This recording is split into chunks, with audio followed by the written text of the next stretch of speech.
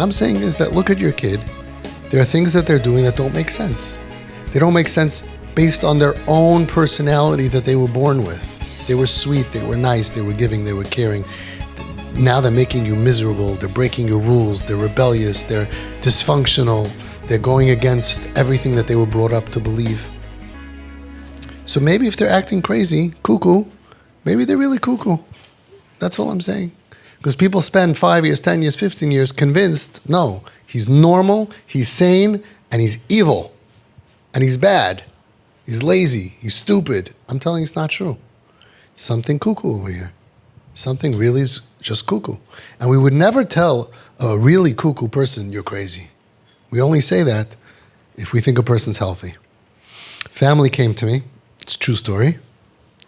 All my stories are true. The kid was a top bacher in yeshiva. Top boy. Learning. He was a masmid. He had, thick paste behind his ears. He went to the mikveh all the time. He was an amazing kid. All of a sudden, dropped out of yeshiva, went off the derech. A couple of months later, long hair. His hair is getting longer and longer and longer. Wearing like long white robes, walking out on the street, fighting with his parents. The night before coming to me, the father was fighting with him over the keys to the car. He took the keys to the car, and the father was screaming at him, ran after him, ended up in the street, rolling around on the street, physical, rolling, and the father's doing everything he can to get those keys away from him. What's the most you can do? He even tried quoting the Bible. Kibadav. And this was a respectful kid once upon a time. Nothing helped. Nothing helped. His father came to me.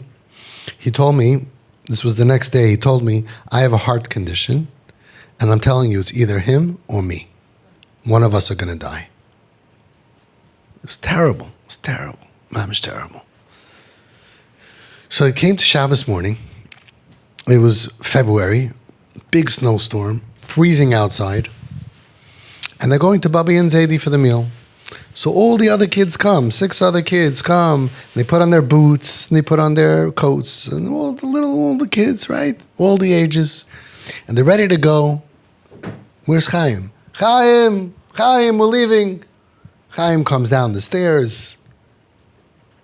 Flip-flops, boxers, wife beater, undershirt.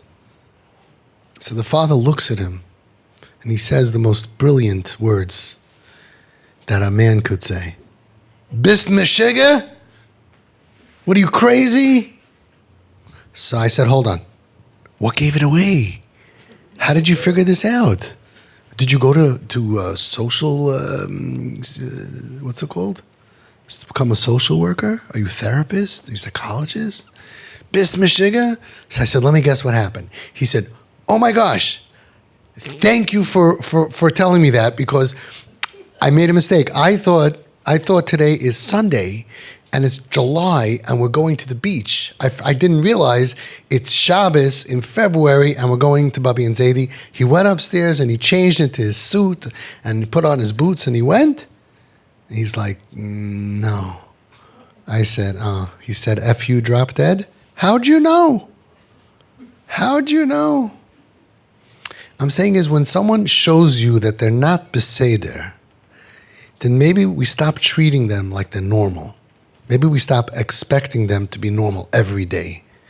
Maybe we just say something's going on, and we're not going to just be shocked, so shocked every single time. As I can't believe he did this. I can't believe it. Yeah, I believe it. I knew exactly what he would say.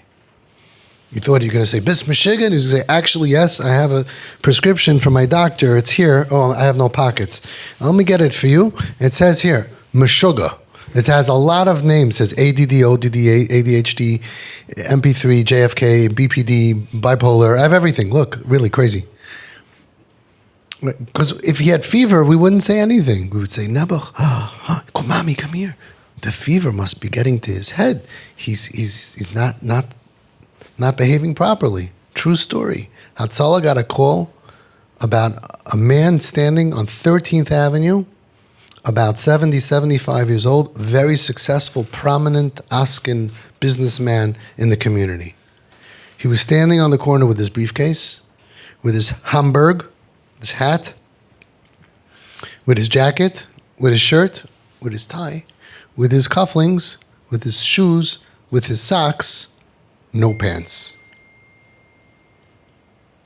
So what would you do? Mr. Goldberg, Bis Meshega? You crazy? You lost your mind? No.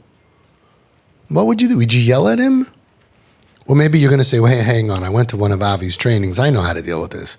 Hey, Mr. Goldberg. How you doing today?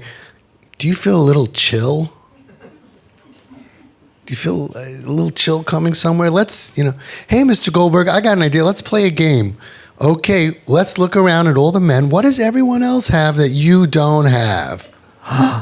You got it right. Pants. You would never say that. You would stand back in horror and you'd say, oy vey, what happened to Mr. Goldberg? Because he was a good, normal person for so long, and now he's standing here. Nebuch, Rachmana litzlan. Must have had a nervous breakdown. Maybe he had a stroke. Maybe I don't know, something happened. I wouldn't think he went off the derech. I would think something's really wrong with him. Call Hatzalah. And they did. Hatzalah came, and he had a big problem. And he needed to get help.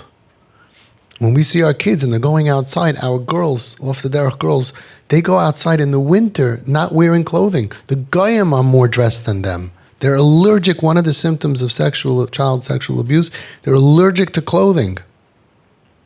So that's all I'm saying is we have to respect the illness. We have to take a step back and say, hang on, this is not stupid American spoiled kid illness. This is not lazy. This is not stupid. This is not bad. This is something else. And we have to realize we didn't grow up with it. It's true.